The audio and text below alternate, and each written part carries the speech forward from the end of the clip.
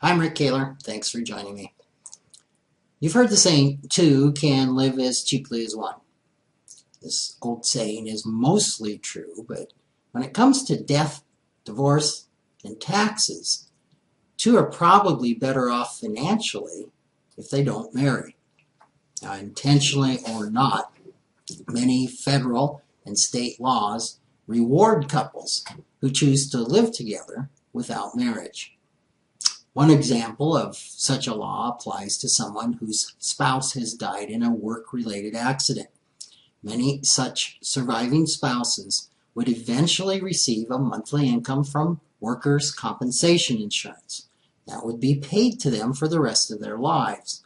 However, most state laws provide that the benefits end if the recipient remarries. Now, this puts a real cost to remarrying. Consider this example of a woman who at age 50 loses her husband to a work-related accident and receives a settlement of $2,000 a month for life. Assuming she will live another 35 years and could invest the proceeds in a 3% bond, the present value of that income stream is $520,000.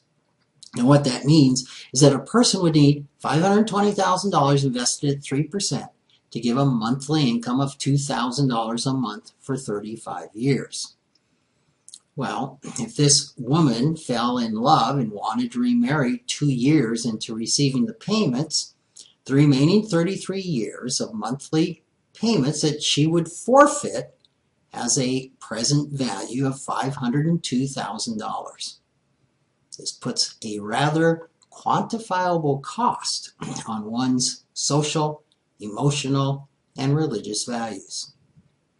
The tax code also encourages couples to remain unmarried. Take a couple who are both high earners, suppose each has a taxable income of around $400,000.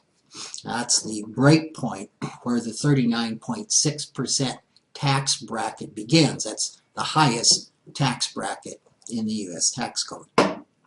As two singles, as long as their income is $400,000 or less, they both remain in the 35% bracket.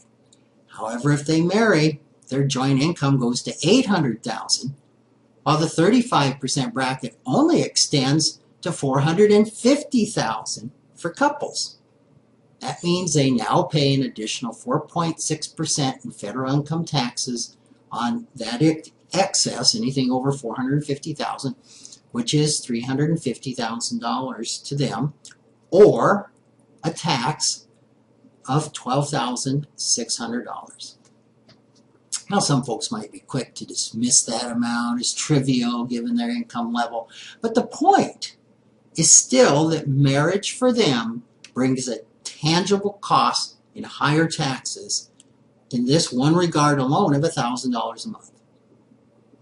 Those with previous marriages may find another disincentive to marriage in the challenge of passing on assets to children upon their death, or if the new marriage should end in divorce. If leaving assets to children is a priority, you will probably need to negotiate a prenuptial agreement with your fiancé. This is especially important for couples with unequal assets. A prenup is a real romance killer. It highlights the reality that every marriage is a business deal. And to that you add the emotional weight of now negotiating the divorce settlement before there's a wedding. Some couples find it easier to live together without marriage and keep their assets largely separate. For couples that decide not to marry, the potential tax planning is ripe with opportunity. Such couples can do anything that the tax code or state statutes prohibit married or related parties from doing, because they're obviously not married or related. Now, this provides some great tax savings and asset protection opportunities. For example, spouses can't be the trustees of each other's irrevocable or asset protection trusts, but unmarried partners absolutely can. Choosing not to marry is becoming especially popular with older couples. This is because many older people with previous marriages have accumulated two things: assets and kids. They find marriage less compelling when they and their new partner won't be having children together. Younger couples who do plan to have children still recognize that marriage is important. For many reasons, marriage is not going out of style anytime soon. Few of those reasons, however, are financial. Thanks for joining me.